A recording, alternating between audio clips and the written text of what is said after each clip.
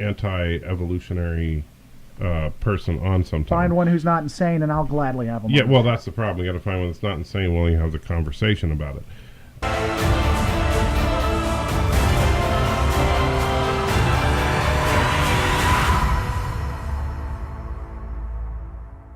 What's going on, everybody? Welcome to the Skeptics and Believers Show, the number one show in the state of Tennessee when I did it with absolutely no research. Sitting here with my man and fellow host, Michael. Michael, how you doing, sir?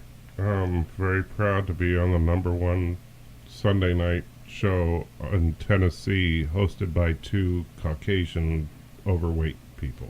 Cis white people for sure. Cis white people for sure. Hey, got some really exciting news when it comes to the Skeptics and Believers. We're going to be expanding, Michael.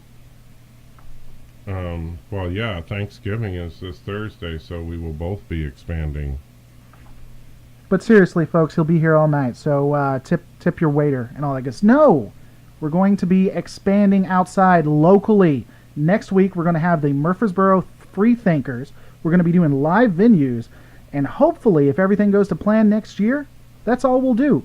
Every Sunday night, or whenever it's planned, we will have live venues where people will come out, atheists, theists, all kinds of fun things.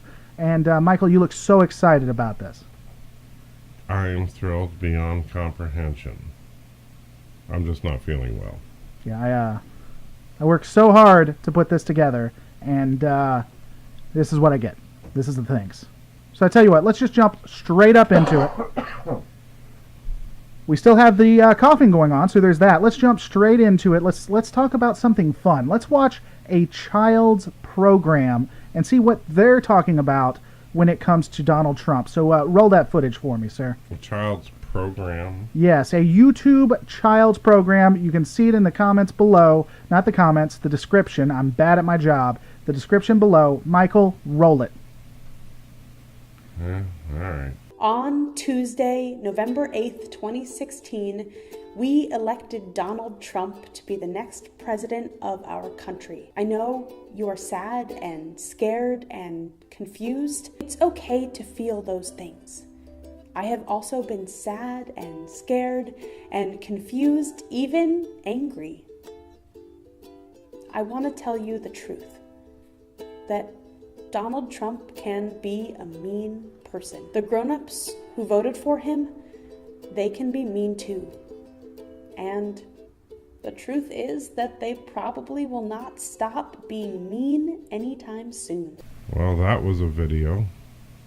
I love how excited you are. But this video honestly pissed me off. Now, before they turned off the ratings, it was like 5,000 to 6,000 voted down.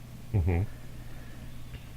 Well, I'm not necessarily surprised because of all the meanness and hatred out there, obviously.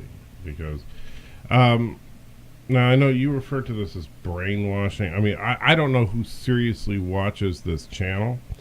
You know, I understand that it's like they call the channel Queer Kid Stuff, and just glancing at it looks like they have like puppets and crap like that, and it's just this one girl that was just talking about Trump. And I don't know if kids actually watch it or what, but I kind of doubt it. I mean, just to be honest with you, I couldn't see kids really being all that interested in this as much as adults that already hate Trump. Just having one more validation shot out there for their hatred of Trump. People like Steve Shives and Tim may get a kick out of it, but personally, I just find it stupid. Okay, so this channel, I disagree. I think this channel is geared towards and for kids. If you take a look at it, it's obviously out there trying to get kids who maybe have questions, think that they may be, not straight, out there, just to give them comfort and things like that. And I think that if they do get kids like that, especially since it's geared towards that this is an abomination. This video is an abomination. I don't care that you have a channel for this. In fact, I could be in favor of that, but inferring that most everybody who voted for Trump are mean or horrible people and you need to get a hug from your quote-unquote adult, It's ridiculous to me. You see, that's the thing, is that is just echoing the same kind of stuff we heard from Hillary Clinton before the election. This is nothing new. This is to try and suggest that Donald Trump supporters are racist, bigots, homophobes, etc., which I find, on this channel particularly laughable, in that Donald Trump has not said anything bad about gays. Now, I know that the big fear you hear from people who consider themselves LGBT defenders or whatever is all about Pence, the vice president, because apparently he thought that aversion therapy or whatever works. Which I don't know. I didn't really follow much about Pence, to be honest with you, because I wasn't supporting Trump anyway. But Trump himself, who is the presidential candidate, not Pence. I mean, it's like nobody voted for Barack Obama because of anything Joe Biden believes or felt or said. But Trump himself has never said a bad thing about homosexuals. Trump himself has actually said on the transgender issue that he would have no problem with Caitlyn Jenner or Bruce Jenner, or however you prefer to say it, from using the women's bathroom in Trump Tower. I think she actually did too. Didn't he invite her? And she... I don't know. But I'm just saying, I know Trump said that he wouldn't have a problem with that. When the Pulse nightclub shooting happened, Trump was the first person out there talking about how innocent Americans have been mowed down by a vicious killer. He didn't try to make a big stink out of the fact that they were gay. He just talked about the fact that these were innocent people that were caught up in a terrorist-type attack. So Trump really, for people to say that Trump is anti-gay is completely unfounded. If you want to argue about his, quite frankly, disgusting comments that he's made about women, sure, you might have some ammunition there, although I think that it's taking seriously things that he genuinely meant as a joke, even though it's in poor taste. But this video, this is complete trash. This is just an example of a far left person who I don't think believes a word they're saying. I really don't. I just like, and I'm sorry, I love Steve to death, that, but when Steve sits there and says that Trump is a child rapist and Trump is a rape apologist and all that, I'm sorry, I got to call BS on that, because I think that people that, intelligent, good intended people like Steve and this person and others are simply saying that to scare the masses. They don't genuinely believe it. I think that they are too smart to actually believe this stuff. Maybe I'm wrong. But see, I disagree. I think that this person's sincere, but let's go with your opinion. Let's say that this person is not sincere at all. Mm-hmm. Then it's still horrendous, because this sure. is a channel geared towards kids. If my child was watching this, this would be the video that would anger me. Not the other videos, this one specifically. Although I'll tell you, just looking, and I don't know, but I'm just looking through the comments on this video and other videos by this person, and they're all being posted by adults. Mm-hmm. These are not comments from kids. So even though the channel may be set up as a kids show, I don't think kids are watching it. That's my whole point about it. I think that it's, the whole thing is, You think it's a facade? Yes, absolutely. I just think that this is just another YouTube whore. Okay. Just like us and everybody else, it's just someone trying to come up with an angle to get views on YouTube. And, they're a modestly successful channel. I mean, their videos look like they average, they probably about 5,000 views or so. But, when you look at it, they don't have that many videos. They have 13 videos total. It looks like this channel has been going for a total of 6 months, and they're averaging about 5,000. But of course, just like with atheism and other strong small segments of the population. When you get something out there on the internet, it's very easy to get a modest to medium-sized audience that's very loyal to you just because you're spouting a fringe viewpoint that they agree with. Yeah, I mean, if you're willing to sell out, which goes to your point a little bit. Well, I tell you what, let's move from something that is unreasonable to something that I am sure you will find absolutely reasonable. Michael, go ahead and roll it about some electors who will not be voting for who their state told them to. Oh, joy.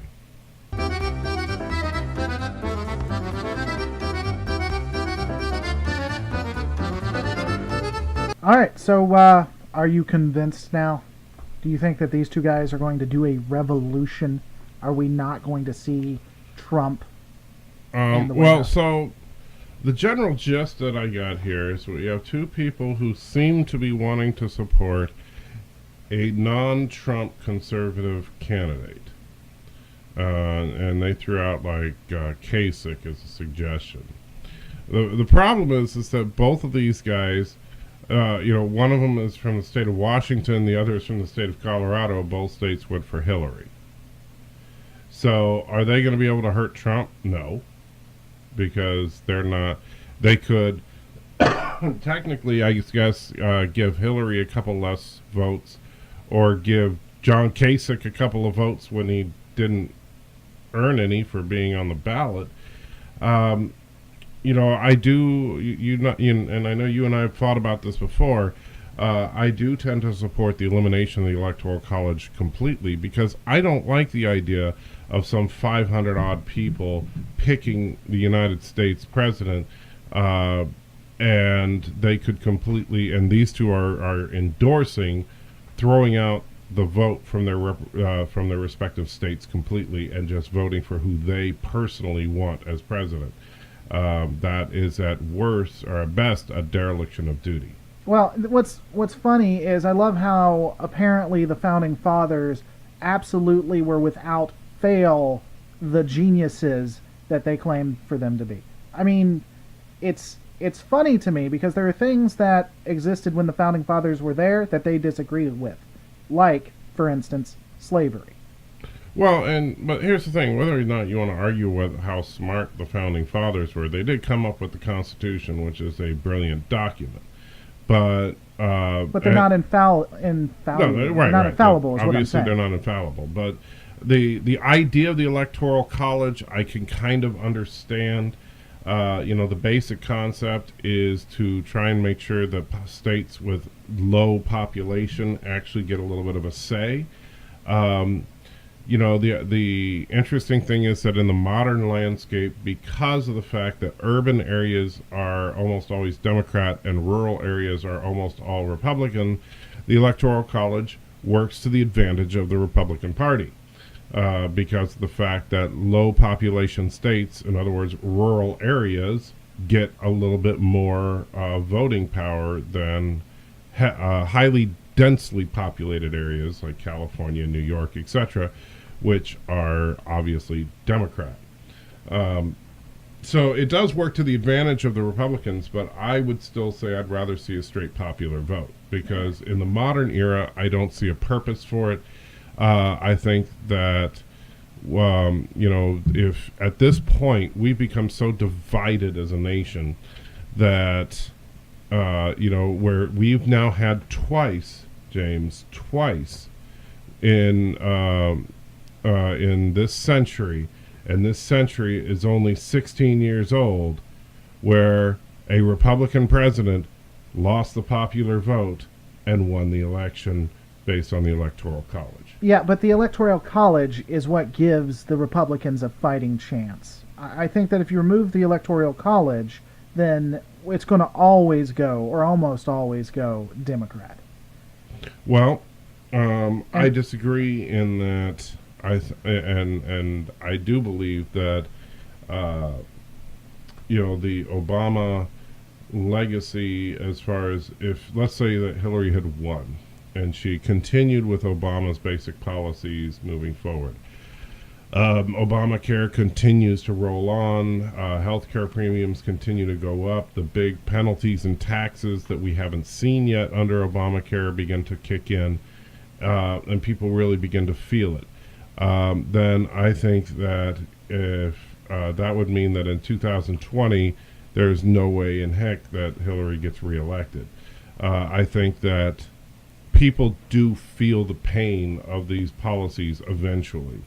The problem is people are fickle, and people are easily swayed by propaganda. A lot of people honestly believe that the economic downturn in 2008 was 100% because of something George Bush did. People honestly believe that the upturn in the economy in the early to mid 1990s was 100% because of Bill Clinton. And the simple fact is the president doesn't have that kind of control over the economy directly. It takes years for their policies to actually have an impact.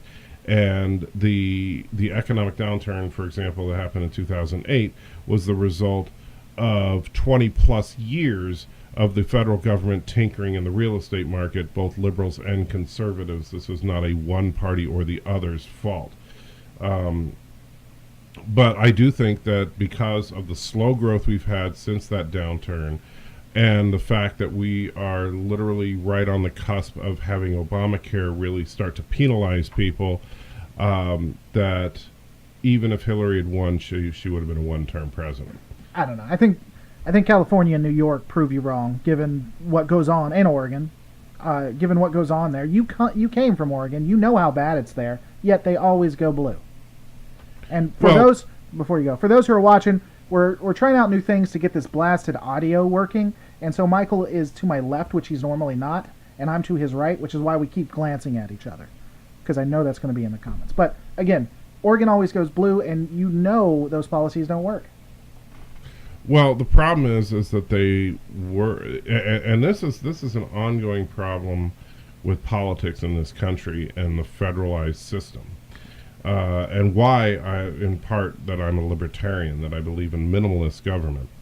A big problem is that running an urban area is very different than running a rural area. And for urban areas, you have a lot more infrastructure, you have a lot more dense capital requirements in order to maintain an urban area and to provide the necessary services to people in the urban area. Thus, people in urban areas tend to support government spending a lot more money. On the flip side, rural areas have very minimal cost involved. The infrastructure is much, much less on the part of the government. For example, just one quick concept, people in rural areas, the way they get water to their house is they dig a hole in the ground and pump water out of it. In rural areas, you are dependent upon the city providing you with water. Now, just using water as an example, that would show you why rural areas tend to think, oh, the government doesn't need to pay for water services, while urban areas would obviously say, no, the government does need to pay for water services.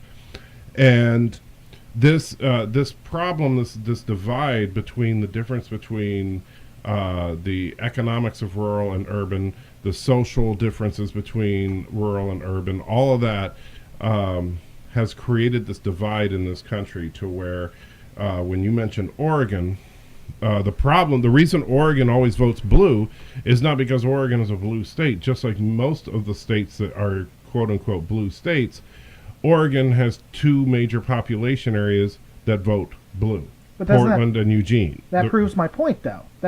You can't have the popular vote because people who are in these areas who don't necessarily reflect the entirety are going to choose what we do. But what I was going to say, though, is that now when you were talking about failed policies, and by the way, you can say this in California, too, even more dramatically, because California obviously has the San Francisco Bay Area and the Los Angeles area that are strong blue, and the rest of the state is red, just like the rest of Oregon is red outside of Portland and Eugene. And when you drive down I-5, which is the main freeway that goes from the Canadian border to the Mexican border down the west coast, if you're taking it down towards Los Angeles, you will see when you drive through literally hundreds of miles of farmland, and you will constantly see billboards, homemade billboards on the sides of the road, talking about how the government is destroying their agricultural business, and it has to do with the water systems in California. And it's because of this urban-rural schism we have in this country, that California, like Oregon and other states that have heavy population centers, caters towards its population centers and tends to ignore the rest. Because the red state voters in California, there's not enough of them to get a decent voice. I don't know that there is a simple solution, because the Electoral College doesn't help the farmers of California. The Electoral College doesn't help the farmers of Oregon and Washington. It only helps states like Nebraska and stuff like that get a little bit of a voice when they ordinarily wouldn't. But Nebraska is still going to be a conservative-run state, even if we have a Democrat in the White House. And really, that's what's affecting, and this is something people miss out on, is people blame the President of the United States for everything that happens. But as far as your day-to-day life, you are much more impacted by what your mayor and your governor do than what the President of the United States does. There are some exceptions to that, like Obamacare. But for the most part, what the President of the United States does doesn't affect you on a daily basis. You just think it does, because you blame the President if something bad happens, and you praise the President if something good happens, assuming that you agree with their party or don't agree with their party. Obviously, if you're conservative and there's a Democrat in office, you blame them for the bad, you ignore the good, and vice versa is also true. If you're a Democrat and there's a Republican in office, you blame them for the bad things and ignore the good. Yeah, I mean, that's assuming if you care at all. But, I don't know. So, yeah, honestly, I don't know when it comes to that. So let's just move it on to what we're going to be talking about more and more. Now, as I said beforehand, we're going to be expanding within our own city and our own state. So you're going to see a lot more of the Christian atheist thing, which is what we originally started with. We'll still have politics, social justice, and all that good stuff. But it will be from a lens of truly skeptics and believers. So this coming from the Pope. Michael, as everyone knows, is a huge fan of the Pope. And what he says is basically law to Michael, even though Michael himself is not a Catholic. So let's see what he said, okay? Yeah. He said, and I quote this from Christian Today, you can find it in the description, "I am not sure whether we can still vouch for the faith of American Christians, as they need more wisdom looking at the leader they finally elected," said Pope Francis. Let me see. Last time when the Pope made the controversial statement, Trump responded promptly saying that it's disgraceful for a religious leader to question anyone's faith. He added, "If and when the Vatican is attacked by ISIS, which, as everyone knows, is ISIS's ultimate trophy, I can promise you that the Pope would have only wished and prayed that Donald Trump would have been the president." Ironically, he is now the president, and he has another statement by Pope Francis to deal with. Shouldn't have added that Trump part because that didn't matter as much. But the Pope doesn't know if we're true Christians because of who we're voting for. Michael, why do people find this person infallible? I think that it's things like this that only prove that you can't put your faith in specifically just one person, well, people at all, in my opinion. But what are your thoughts on it? Well, I find it kind of ironic here, though. Apparently, the Pope is in line with the Queer Kids Network. That basically the Pope is saying the same thing that you're hearing from queer kids, that you heard from Hillary Clinton, that you heard from Steve Shives, that you hear from all these people who don't like Trump, which is basically that people that vote for Trump are horrible people. And so it's just attacking from a different angle, where what most of the attacks from the hard left have been basically accusing Trump supporters of being racist, bigots, and homophobes, the Pope is basically saying they're not really Christians because they voted for this horrible, horrible person. Now, I will say this as far as Trump and being a Christian. First of all, I don't know what's in Trump's heart, and so I'm not going to even pretend to guess whether or not Trump is a quote-unquote real Christian. So let's get that off the table right off the bat. But even if, that aside, Trump has said some horrible things. Trump has said some things that I have a big problem with, which is part of the reason that I could not, in good conscience, vote for him.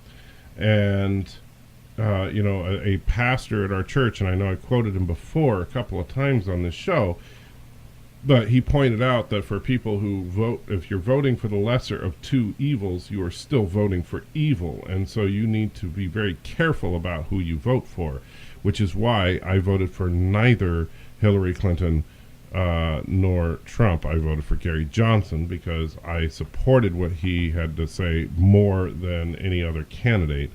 And at the very least, he wasn't saying vile, disgusting things about the other people running for president.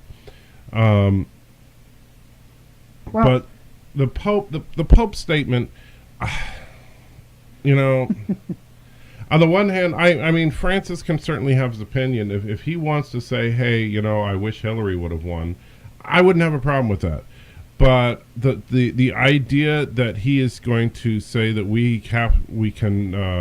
we're not sure if we can vouch for the faith of American Christians.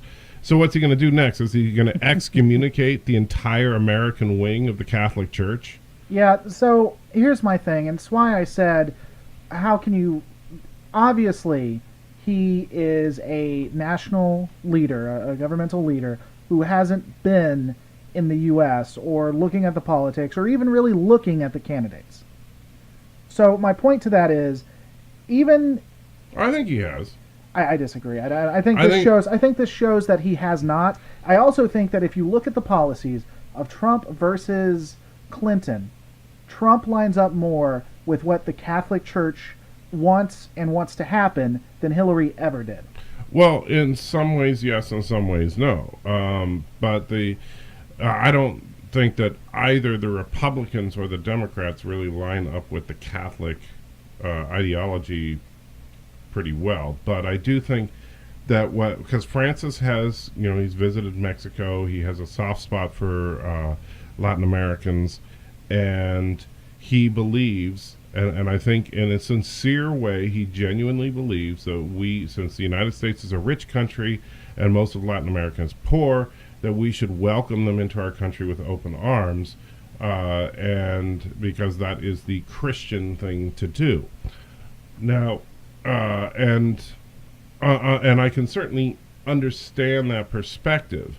However, and maybe it's just me, maybe I'm crazy as far as my theology and my personal interpretation of the Bible, but I think that the Bible is a collection of documents to teach the individual how to behave, not a set of documents in how to run a country. And I do not believe that because there are Christians in a country, that country then has to act like a Christian, if you will. For example, if you look at the doctrines of Christ, he says to help those that hate you, right? To help your enemies, to pray for your enemies. And you know what? How much sense would it make if the United States said, you know what, ISIS is really being a bit of a problem. Let's give them some nuclear weapons. Send them food. Make sure they, they're right. They're or even if you just wanted to send them food and maybe some shelters, maybe some vehicles. Yeah, to get send them around. a few trucks. They could use that. No, that would be stupid. It would be asinine to do that. However, as one human being, it is, if I look at from a Christian perspective, it would be my moral duty and obligation to help any other human being that I come across that I can help, regardless of what their ideology is. And so if, the Good Samaritan is the example in the Bible that I think a lot of people don't really understand the concept of that story, it would be as if you had someone get beaten up, left on the side of the road, and it was a neo-Nazi that found him on the side of the road and helped him. And Christ would be saying that is a good example of being that person's neighbor. The Samaritans, when he was telling that story, was a group of people that were looked down on the same way we might look down on racists today. And so the problem is that today, when we think of Samaritan, we just think of a good person who's willing to help. That's why we have good Samaritan laws in this country. But for the Pope to sit there and pass judgment on United States Christians because obviously some of them voted for Trump, I have a big problem with. I do believe in the idea that, I think there's a reason that Christ was not a politician. Well, I would want to look more into it before I honestly spoke to it in an educated way. But, the church has recently been looking at John, and it was the Samaritans that they were talking about, right? Was it the Samaritans? The woman at the well? Yeah, the woman at the well in John is a Samaritan. Yeah, and what's interesting to me is I don't think that shows where Jesus said that the Jews should just completely open up, because the Samaritans and the Jews always had huge issues with each other. And I don't remember him saying where the Jews should just completely open up. Let them in. Don't protect yourselves, because they've had issues between them. Right. It was at an individual level, like you said. So even when you look at the Bible between the Samaritan and the Jews, even though he uses the Samaritans, he doesn't specifically go out of his way to say at a national or a government level that we shouldn't be cautious. Right. Well, and I don't know. That may be me looking more into it, but still. No, I think it's interesting that when you point that out is that. In that particular sequence of events when Jesus meets the woman at the well, he is passing through Samaritan territory, and he didn't now granted, it wasn't like how the U.S.-Mexican border is now, where they had a problem with people sneaking in or whatever. But it's not like he said, and you know what, you guys all need to integrate and be one big happy family. He doesn't do that, and not just with the Samaritan woman, but with other encounters that Jesus has. He very rarely tells people that all of a sudden they need to, integrate their populations, or that you need to change the way that your government does stuff. Only the people as individuals are accountable for their own actions, and you are, ultimately you are responsible for what you do. Nobody else is. It's not just because you had a bad childhood. It's not just because the wrong person got elected to government. You are the person that chooses what you will do. And so if you want to behave badly and blame it on who got elected president, well, I'm sorry, but you're still ultimately responsible for your own actions, and I don't feel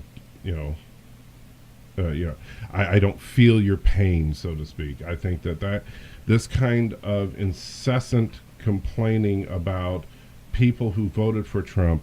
How about this? And I know this is crazy, but when Dave Chappelle hosted Saturday Night Live, he said, "Why don't we give Trump a chance? Why don't you try to make sure that Trump doesn't do anything that's destructive? Why don't you try to help him?" Maybe that would be the Christian thing to do for those of you that are Christians and are appalled by Trump. Maybe you should try to help him. Maybe you should pray for him. For those of you that are non-believers or non-Christian, even if you don't believe in praying for or rendering aid to people who disagree with you, you may want to consider that if you help him build a better administration than what you think he's going to do, it will be better for you in the long term. Rather than just simply try to pick him apart before he even takes office. Well, so do you think that the fact that we have someone who's going to be so pro-life, if he keeps his word, and it seems like this is one of the few things he's going to stand with. He's not backing off. If he stays pro-life, that we're going to see a resurgence in religious intervention within the government. Do you think that a lot of people are going to be empowered and start to try to push religion into government again? Because I think we saw a regression with Obama. Honestly, no. I don't think, because Trump may be pro-life, or he may have just been saying that to get more conservative votes, but that in and of itself is not a religious issue. Some people are motivated by their religious beliefs, but abortion is a medical issue, not a religious issue. And I don't think that granted, the atheists are unfairly given an unfair shake as far as trying to run for politics. People would rather vote for Hitler than an atheist, and that's not right. But at the same time, I don't think that all of a sudden we're going to have a theocracy in this country just because we have a professed Christian in the White House, because Obama was a professed Christian, Bush was a professed Christian, Clinton was a professed Christian, Bush Sr. was a professed Christian, Reagan was a professed Christian, Jimmy Carter was about the most Christian president we've ever had. And you know what? None of them turned this country into a theocracy, despite the fears of people on the left. I don't think that this country is on the way to being a theocracy. I think that you will always have fights over individual issues. But, for example, I don't think creationism is going to start being taught in schools just because Trump is president. And even if Mike Huckabee became president, I don't think you would start seeing creationism taught in schools. He worried me for a minute. Ben Carson was I get that he's a genius medical doctor at the top of his field, but some of the things he has when it comes to medicine, especially evolution, putting Ben Carson head of Department of Education. No, was it Department of Education or Department? I don't know what he was concerned. Horrible idea. Well, I'm glad Ben Carson backed down, even though Ben Carson said, I'm not prepared for this. What do you say? I'm not prepared for this position, even though he ran for president. I thought that was... I don't think that a person's religious beliefs, I genuinely don't believe that should be a qualifier for or against them taking any given position. I know that there are people that disagree with me that say, that person can't be whatever position because they're a fundamentalist Christian that believes in a young earth creationism type myth. And you know what? That's silly, because that would be like saying, well, you can't have a job because you're an atheist or something and you can't empathize with Christians. And you would say that's silly. I think that to try and say that just because someone has one religion or another that they should or shouldn't take a government position is dangerous thinking. I don't think that we should be a theocracy, but I also believe in the idea and the spirit and the text of the First Amendment. The government does not have the right to establish a religion, nor does it have the right to prevent the free exercise of religion. And so if somebody is a creationist, or they're a fundamentalist, or they're a casual go to church twice a year Christian, or they're an atheist, or they're a Jew, or they're a Buddhist, or they're a Muslim, or anything else, it doesn't matter. Okay, so I don't care how he came to the conclusion that evolution may not be real or a theory. The fact that he believes that is scary, and he shouldn't be put in charge of the Department of Health or the Department of Education or anything that would impact that. Let me ask you something. Oh, we're going to get into this argument? No. I think this is a serious question. All right. So you said the Department of Health or the Department of Education or whatever. So let's talk about health first. If you believe that the Earth is 5,000 years old, as crazy as that may sound, does that impact whether or not penicillin works? No, but if you don't believe, I don't care what he believes how old the Earth is. I don't care about that. But you just said you did. No, I was talking about evolution.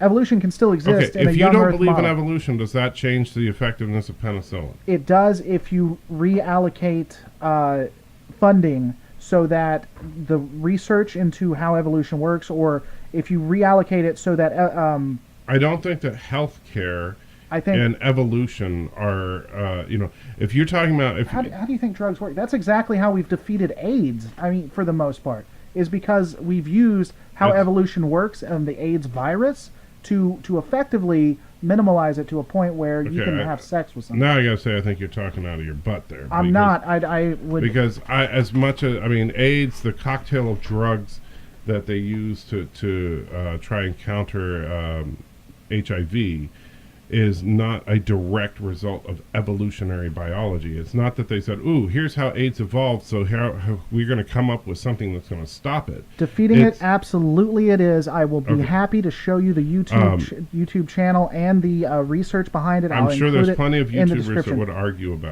it. I will include it in the description below for our right. visitors.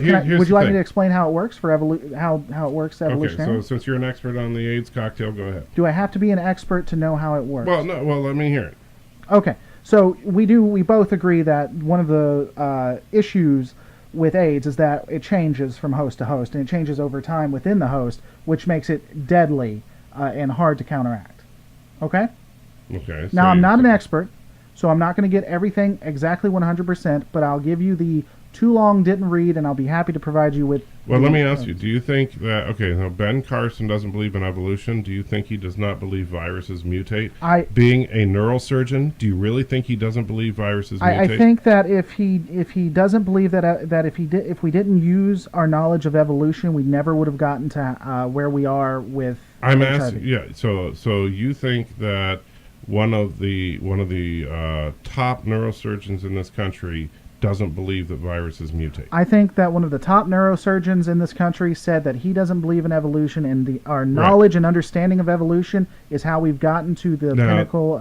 You do understand, and granted, I'm not a young Earth creationist, but sure. I don't think that impacts it, though. I don't know why we keep going back to young Earth creation. This is why I think that your argument is bunk. Is that while I'm not a young Earth creationist, I understand their arguments. And I've listened to their arguments. I get where they're coming from with their whole thing, where I know some people roll their eyes at them and say, "Oh, not this crap again."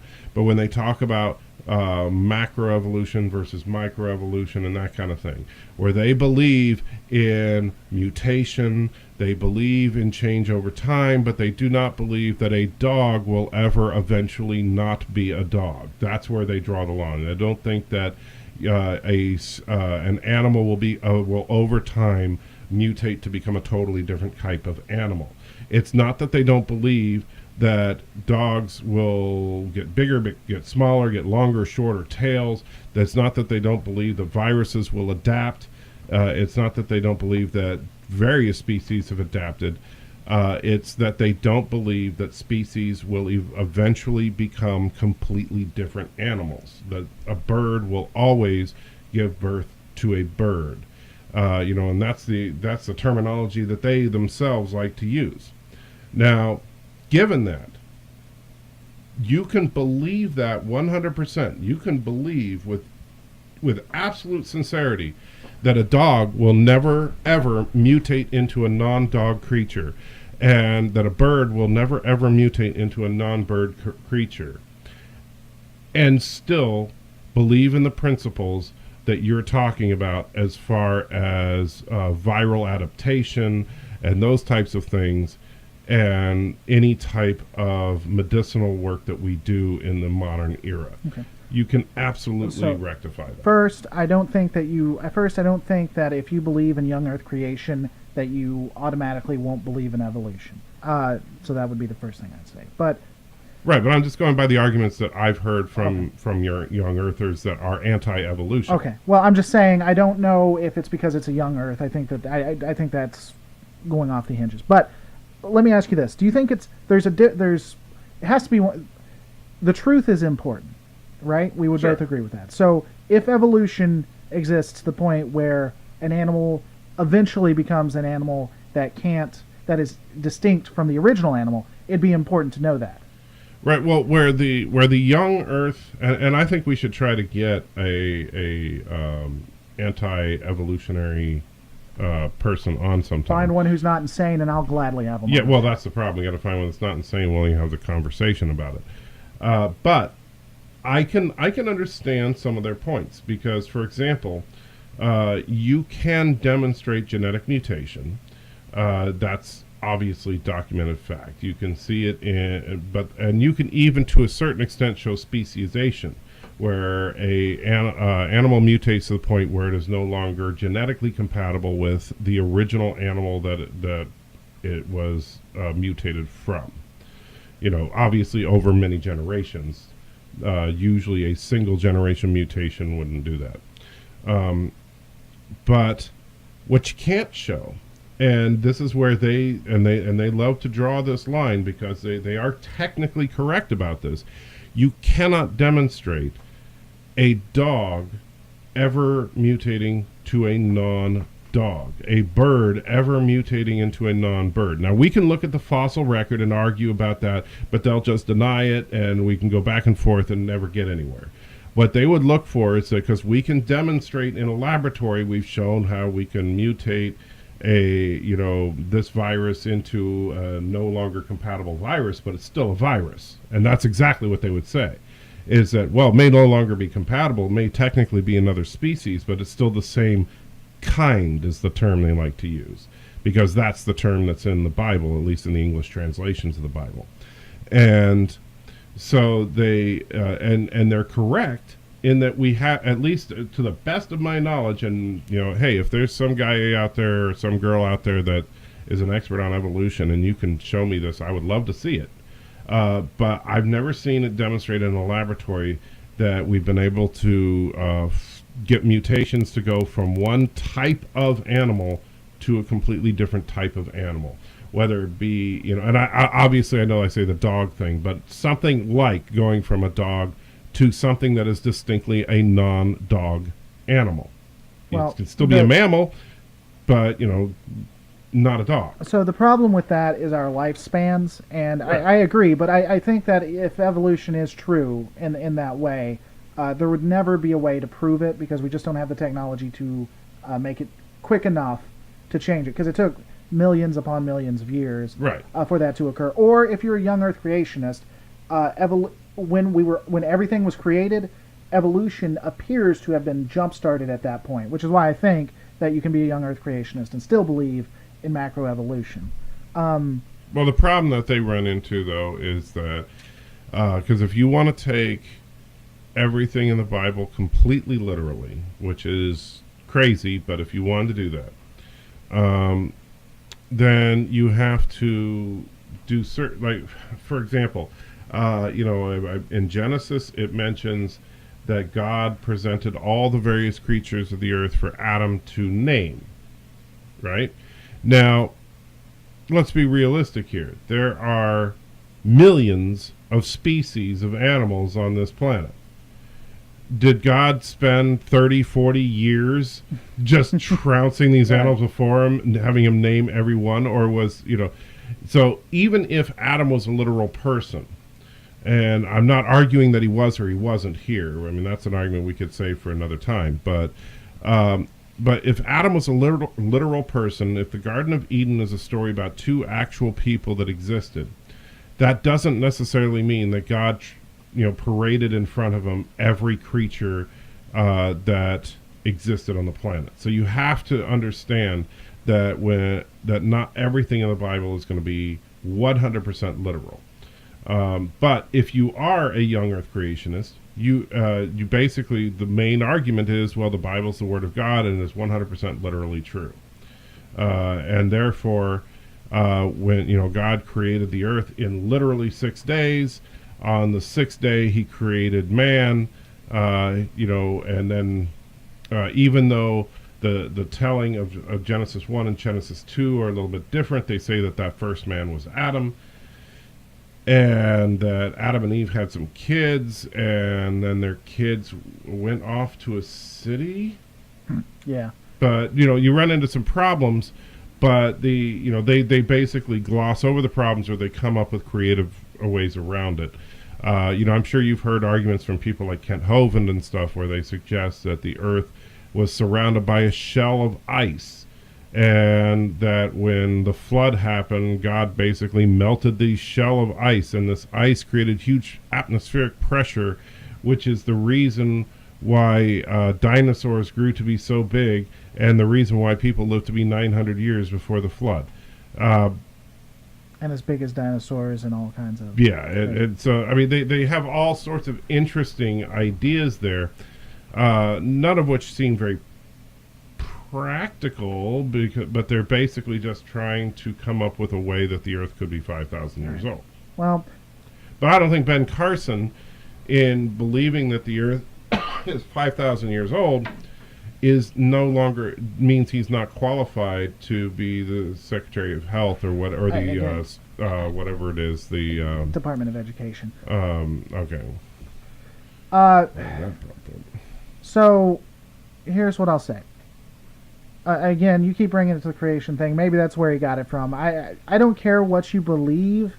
I don't care your faith or lack of faith when you get into a position. I care what you specifically believe and its impact on the position in which you have.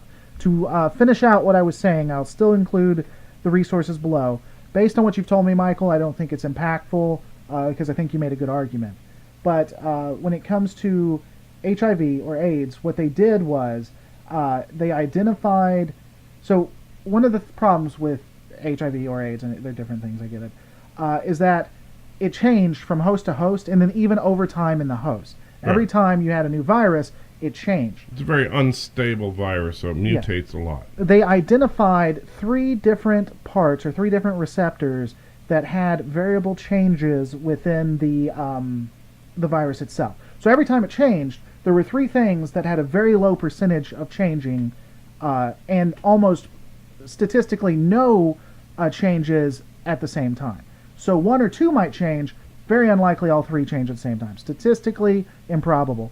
So the cocktail that they created attacked all 3, and as long as they could take out 1, they were able to defeat the virus. Now, it still replicates in the person. If you stop taking the medicine, you will eventually get back to where you were, but effectively, people can now have sex with other people and not give AIDS to them because of this amazing work that they did, and it is based on evolution, on change over time, and identifying a part of it. But again, I would argue that from the anti-evolutionary perspective, it's based on micro, not macro, and a physician like Ben Carson would have no issue with any of the things that you just talked about. I think this is an interesting conversation. We can do at a different time, but I will agree that I think that specific example would probably still do muster, as you stated. Now, guys, if you have not, if you didn't watch the first part or you've forgotten, don't forget, next Sunday we will be having someone from the Murfreesboro Freethinkers. We're going to be doing live venues starting in December. Please don't forget to rate, comment, and subscribe. Let us know what you want to see on this channel. Let us know how you like it. I hope to God the volume actually works. If it doesn't, I'm going to be so frustrated with myself. Thanks so much for watching, and we are going to see you guys next time.